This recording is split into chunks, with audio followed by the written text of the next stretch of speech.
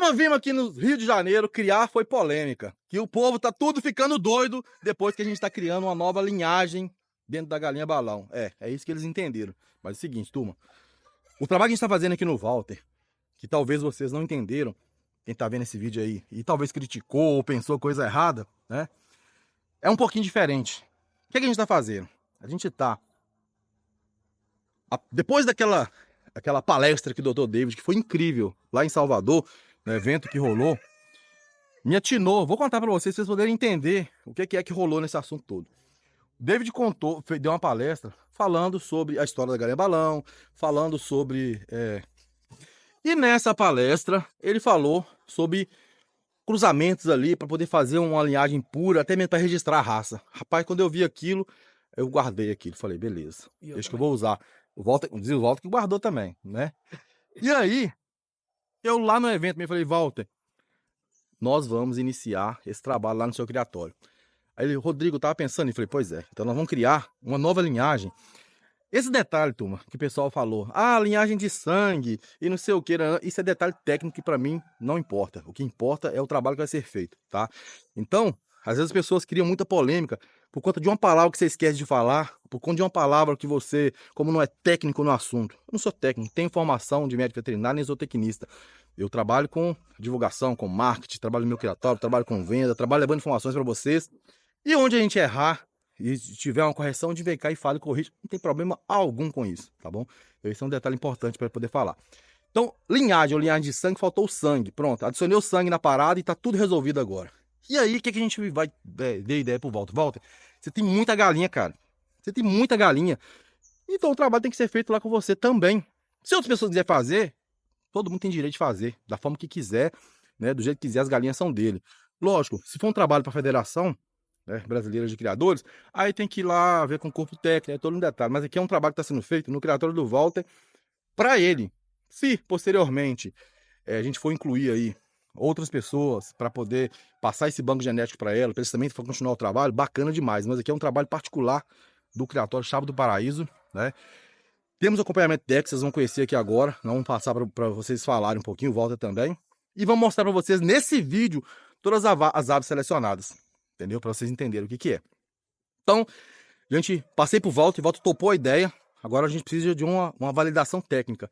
Convidei o Dr. Tiago, que é o médico veterinário da federação, né? Ele é o RT, responsável técnico, mas o Tiago também é um médico veterinário que atende qualquer tipo de pessoa que for até ele para poder fazer um trabalho, solicitar qualquer situação. E o Tiago topou de cara a ideia, por quê? Porque é algo novo, é algo único, é algo que pode ser que outras pessoas estão fazendo também, não sei, tá? Ninguém me falou nada sobre isso, mas é algo que a gente vai startar aqui, mas a gente tem que ter o quê? Embasamento técnico, tem que ter coleta de dados, tem que ter... E o trabalho que a gente fez aqui, é trabalho profissional, né? Junto com o Tiago. Então a gente pegou, fez um dossiê, já está em 100 e poucas páginas, e acho que não está nem na metade ainda do que a gente quer fazer. Tivemos um trabalho aqui de pesar ave por ave, analisar todo o corpo dessa ave, dar uma nota para essa ave e a partir daí ela vai ser escolhida ou não, através daquela pontuação final dela. Esse trabalho é um trabalho interno, vocês não vão ter acesso a ele porque é um trabalho que a gente está fazendo aqui, que ele tem muito valor para a gente, né? E é um trabalho base para a gente poder fazer isso daí. Né? Mas se quiser contratar o serviço do Tiago para ele poder fazer para vocês também, tranquilo, o Tiago está aberto para poder fazer. Mas é só para vocês entenderem o que é, não é simplesmente eu separar uma baia, cruzar ali, voltar no galo novamente e pronto, já cria uma genética. Não é assim não, é muito mais complexo do que vocês estão imaginando, né? Ou talvez no vídeo anterior e talvez agora. Tem muito mais coisas que estão ali por detrás de tudo isso, né? Até a gente fazer essa definição e tem investimento de valor, tem investimento de tempo, tem investimento de estrutura, tem investimento de várias outras coisas. E agora o Tiago vai falar um pouquinho sobre esse trabalho, né, para tirar algumas dúvidas também que talvez ficaram e a gente mostrar para vocês as aves que a gente selecionou aqui, que cada uma mais bonita que a outra. E aí, Tiago, fala um pouquinho sobre o trabalho e as dúvidas que ficaram aí para o pessoal entender, né? Bem, pessoal, bom dia a todos. O que eu vou falar aqui são algumas linguagens técnicas sobre o assunto que tem gerado um pouco de polêmica, que é o seguinte: não se faz linhagem somente com raça pura. Na verdade, existem várias vertentes sobre, inclusive duas principais sobre esse assunto. Você pode fazer uma linhagem a partir de uma raça pura, o que torna o caminho mais fácil. Porém, você pode fazer uma linhagem através de uma raça landrace. O que é raça Landrace, Thiago? Bem, a raça landrace é uma raça, ou seja, ela tem qualidades, ou seja, ela tem algumas características genéticas em comum que as tornam adequadas para um determinado ambiente, para uma determinada característica. Por exemplo, você pode ter uma raça landrace adaptada ao frio, ao calor, adaptada a parasitas, com isso aumentando a conversão alimentar, ou até mesmo uma galinha mais que converte mais carne, uma ave que produz mais ovos. Então, Só para o pessoal entender também, existe no sul principalmente, né, Thiago, algumas raças Landrace de vários tipos de animais. Tem raça Landrace em cachorro, em cavalo, em ovelha. Fala um pouquinho sobre isso aí. existem várias raças landraces no nosso país. Inclusive, temos na Bahia, no mínimo, umas 5 raças landraces, só de aves. Se a gente incluir outras espécies, né, a gente pode colocar bovinos, equinos, os próprios suínos também. Podemos colocar a questão também dos caprinos, dos ovinos, que são raças landraces e que são reconhecidas como raça. Inclusive, temos uma raça que tem uma grande variabilidade genética e é reconhecida pelo mapa, que é o Coaleiro Pé Duro. O Coaleiro Pé Duro é uma raça reconhecida pelo mapa, pelo Ministério da Agricultura e Pecuária, e é uma raça que tem dentro dela uma grande variabilidade genética, inclusive com várias cores. A gente vê um padrão vermelho mais comum, mas a gente vê outras cores, inclusive tem criatórios, né? Tem fazendas que possuem rebanhos com determinadas características fenotípicas distintas de outros, o que as torna uma linhagem distinta da outra, mas pertencente ao mesmo grupo, à mesma raça. Então, quando se fala de raça landrace, se trata de uma raça, ou seja, elas têm características mínimas que as comportam como raça, que as definem como raça, não só na questão de resistência, mas também fenotipicamente, porque precisa também ter uma característica fenotípica também estável em alguns segmentos. Você não pode pegar um animal e dizer que esse animal é landrace, um animal que tem 5 quilos tem 2 adultos. Explica o que é Destoa fenótipo muito. para quem não entende, Thiago. O fenótipo é a junção do genótipo, de toda a carga genética do animal, mais a influência do ambiente. Por exemplo, um animal ele só sobrevive se ele se alimentar. Ou seja, ele pode ter a melhor carga genética do mundo, mas essa carga genética só vai se expressar de forma fenotípica se ele se alimentar. De onde vem o alimento? Do ambiente. Genótipo mais ambiente é igual a fenótipo. E o que é o genótipo? O genótipo é toda a carga de material genético que esse animal possui. Lembrando que as raças landraces, elas têm uma certa variabilidade de fenótipo, mas uma coisa interessante, a repetição de fenótipo entre elas é maior do que a própria variância fenotípica. Não sei se vocês podem entender isso daqui. Por exemplo, você tem, por exemplo, 70% de características fixadas. 75%. Só para o pessoal entender, para ficar clara a linguagem. Um exemplo, na galinha balão, crista serra, porte da ave, são características que já estão fixadas. Outras não estão fixadas, como cor, como talvez a questão do pé, que algumas têm pena no pé, outras não têm. Como questão de, por exemplo, topete, umas têm, outras não têm. Isso aí ainda não está fixado. Algumas têm uma cabeça mais grossa, outras têm uma cabeça mais fina. Então, tudo isso influencia. Então, o que a gente fez? A gente procurou estabelecer parâmetros para padronizar esses animais, para que esses animais sejam reconhecidos futuramente como uma raça pura, padronizar esses animais. Depois que padronizar esses animais, você também ter dentro do padrão racial características que a tornem esse animal único, porque não basta ser somente uma padronização qualquer, tem que ser padronização de características que tornem esse animal único, diferente de qualquer raça no mundo.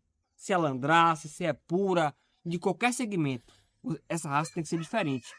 Então, esse é o nosso cuidado. Então, o que a gente está fazendo aqui é um segmento de formação de uma linhagem dentro de uma raça landraça. Isso acaba que sendo algo positivo, porque a gente está trabalhando dentro do padrão. A gente não está saindo do padrão. A gente quer exacerbar as características do padrão racial, só que dando uma identidade para o criatório do Walter. Só para vocês entenderem, só para complementar aí, já o pessoal entender mais facilmente. O que está sendo feito aqui é o que já é feito na galinha balão há talvez centenas de anos, né? Porque a gente identificou que tem mais de 100 anos, de forma, vamos colocar assim, de forma sem querer. E depois de um tempo para cá, que as pessoas estão fazendo cruzamento selecionado ali, de forma, agora sim, porque eles querem, agora a gente tá dando um upgrade, na verdade, que é o quê? Agora a gente está, sim, escolhendo as raças, as galinhas e os galos que a gente quer, mas, ao mesmo tempo, vamos dar uma continuidade naquela família. Não é isso, Thiago? É a mesma coisa, se for pensar assim, lá antigamente, quando o ser humano ele começou a se migrar para a América do Sul, etc., migrou-se para a América do Sul, aquela família começou ali a multiplicar entre eles e criou-se uma nova nação, vamos dizer assim.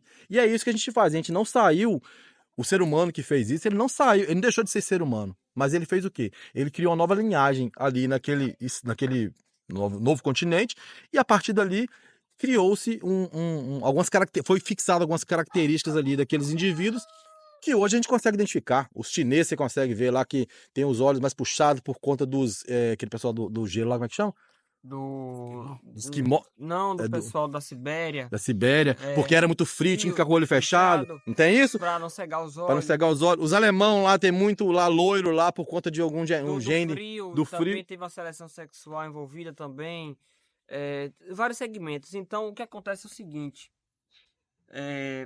Hoje em dia, a gente precisa entender que estamos fazendo aqui um trabalho que não é só no olhômetro, não. Estamos fazendo aqui um dossiê com mais de 100 páginas, utilizando gráficos, score.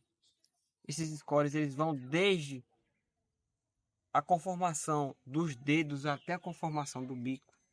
Estou pegando de um extremo e levando a outro, para vocês terem uma ideia que é o corpo todo.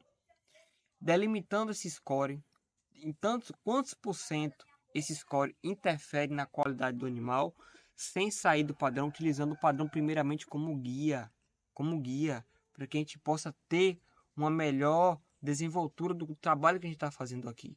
Então não é algo amador. Então a gente também está coletando dados. A gente no primeiro início está pegando as matrizes pelas características fenotípicas que elas apresentam, porque certamente se ela apresenta uma característica fenotípica, e também o Walter ele já tem anteriormente um controle de dizer quem é pai e quem é mãe, a gente já consegue dizer que essa matriz ela joga já muito animal com a característica que a gente gosta. Então a gente está pegando essa base e acasalando com diferentes reprodutores, formando as baias. E nessas baias, o que a gente está fazendo? A gente está fazendo um acompanhamento depois com esses pintinhos, onde a gente vai fazer o cálculo de conversão alimentar, o tanto que ele está se alimentando e o quanto que ele está transformando em carne, em desenvolvimento, o alinhamento das penas. A gente quer penas encaixadas, bem plantadas, penas que sejam características da raça. A gente também está procurando animais fenotipicamente corretos em relação ao padrão racial. Cabeça, corpo, crista, barbela, canelas. O próprio desenvolvimento da ave também a gente está colocando em prática. Também tem a questão de resistência a doenças, que a gente está buscando aqui, a parasitas, a doenças infectocontagiosas. Então tudo isso aqui a gente está buscando, né? E não é um trabalho que vai ser feito tendo resultado hoje. Não. O nosso trabalho aqui, ele é um trabalho que a gente falou com o Walter. Walter aqui é no mínimo 5 anos. A gente pegando cada geração e analisando. Ó, essa geração já está melhor que essa. Aí a gente vai fixando essas características, mas nunca saindo do padrão racial. Agora um detalhe, turma, que eu vou pontuar aqui, né, em cima desse trabalho, é que é o seguinte.